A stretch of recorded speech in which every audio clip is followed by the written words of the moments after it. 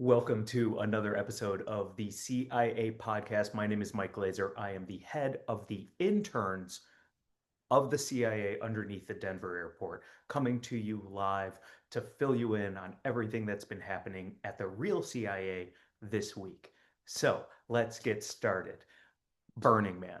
Burning Man is a scheme that we came up with while reading the Bible. We thought to ourselves, what if we could have a bunch of people go to the desert and pay money to do it? And that's what this is. Everyone is saying, oh my gosh, there's so much traffic, there's so much traffic. You made the roads. You made the roads in, you made the roads out, make more roads. It's just sand, baby. You can make new roads in the sand by driving into the sand. You built the city, you didn't build the infrastructure. This was also a good way for us to say, it seems like you need the government because when left to your own devices, it's a lot of bullshit. And so now everyone is going to Burning Man and being like, oh my God, we have no infrastructure. We can't even see past the dust. None of these drugs are getting the taste of dirt out of our mouths. Time to go back home and work our 9 to 5s. And so that's the real big point of Burning Man is to teach you a lesson about why you need the CIA and why it's better just to work for Amazon for the rest of your life than go to the desert, take a bunch of drugs, and see a bunch of UFOs that are never going to pick you up and help you escape. Anyway, I hope you enjoyed Burning Man, and don't forget that Elon Musk owns a part of it and is making money. Also, let's talk about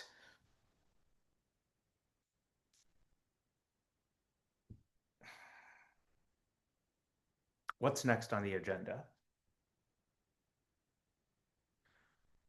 Donald Trump. Donald Trump has a couple of issues. We are pumping him full of stem cells. We are taking some stem cells away from Mitch McConnell and giving them to Donald Trump to keep him alive. Sorry about that, Mitch. We had the Zoom meeting with you. It is what it is, but we got to keep Donald alive. And so we have been trying to, and the problem, one of the big problems, if we can be honest, is without Epstein's Island, we don't have the stem cell resources that we would normally have to give our political figures the anti-aging antigens that they need. And so we need to come up with a new Epstein Island where we can get stem cells, we can get young people, we can basically veal up our old people. And so we are doing everything we can to keep Don alive. We really want him to be our monarch for the next 100 years.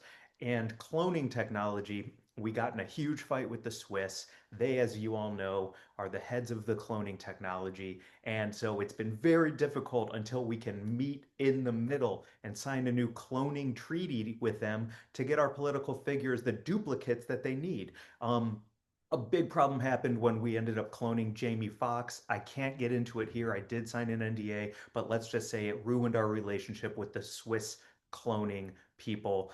And, hey, not my fault. I'm just the head of the interns. But honestly, that Jamie Foxx clone looks like trash. And we do want the refund, and we should get the refund. And it's not okay that you're still dodging our refund request, Swiss scientists. But Donald's health is an issue, and it's not looking good. We're doing everything we can to keep him alive.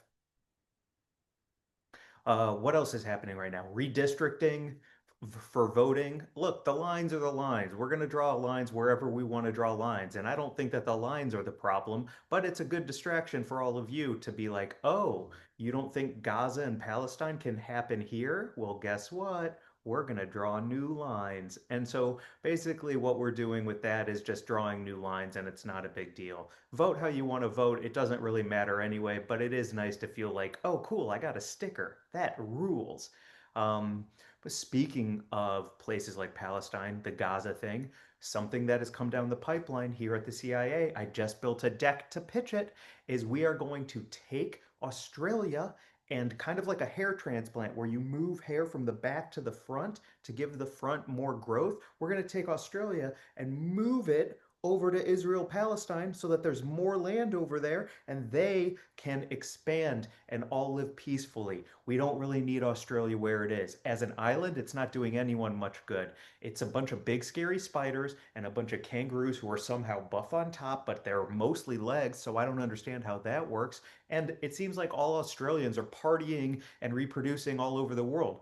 Australians are very fun to party with, by the way, but it doesn't seem like many of them stay in Australia. It seems like they're everywhere else. So if we can move Australia, connect it to the rest of the world, not only will it make travel easier, but it'll give more land to the places who need it. So we are calling it the Australian hair transplant, and hopefully by 2032, we will have everything in place to drag Australia, swoop it around, and lock it in up there. Really excited about that. The deck I made, they told me it was a great job, so I'm just really proud to do my part for global relations. There's new science coming out of CERN as far as how humans are made. We all know about the Dicemaker, which is the big global entity in the sky, and there are six dice in the universe, and those all roll and make a combination, and that is who you are. If you don't know about the Dicemaker, very quickly, basically, there's a huge factory in the Milky Way galaxy, and souls, they pull in all of the stardust, and all of that stardust is compressed by a God particle machine into what we would call a soul. It's just a glowing orb, but it doesn't have life yet. And then the dice maker, the deity, O Dice, comes in, pulls the slot machine lever, dice spin, dice spin, dice spin, six dice, and that is your unique universal combination. Those dice are put into your back, which is your spine. Those are dice. Those are dice making up the human combination that is uniquely yours out of all the infinitesimal dice combinations there are, and that's your spine. So you have stardust is your soul, dice is the dice, and how they roll is your spine, and then the supercharge of all of the electricity in the universe, zap, zap, zap, into the factory, and that creates humans.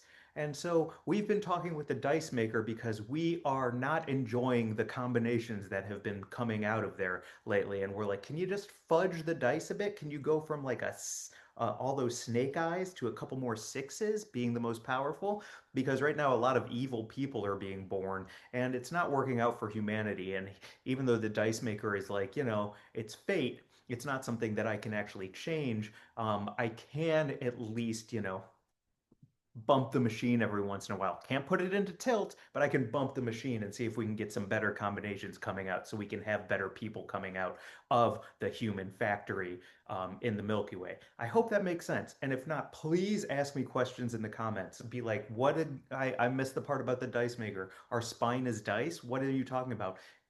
It's all in redacted documents here underneath the Denver airport, but I don't have a ton of followers yet, so I can talk about this freely. And, if anyone out there is like, oh, I have a solution to save humanity, hit me up. I'm happy to give you credit in a deck I make when I present it to the lizard people next Saturday. I hope that made sense. I'll try it one more time. Your spine is dice with a bunch of combinations. Your soul is stardust. The soul sits on the stardust, sits on the dice spine, and then zap in the factory, and that makes you. And then you're shooting through the portal of your mom's vagina, and that's how you're born. And that is your lot in life. There is free will within that, of course, but ultimately you are who you are because of the dice combination and the stardust pulled in to create your soul. Maybe that's obvious. Duh. If so, apologies, and I hope you skipped to the end of that part. Um, I think that's it for today. I'm pretty sure that's all. I love you, and I hope you have a great day. And again, if you need me to cover any topics, please let me know. I'm here to cover them. I got a lot of time here under the Denver airport. And we only have two or three interns, and they're all great at their job because I'm good at hiring. So let me know what you'd like me to cover, or if you have any questions for me. And don't forget to buy something.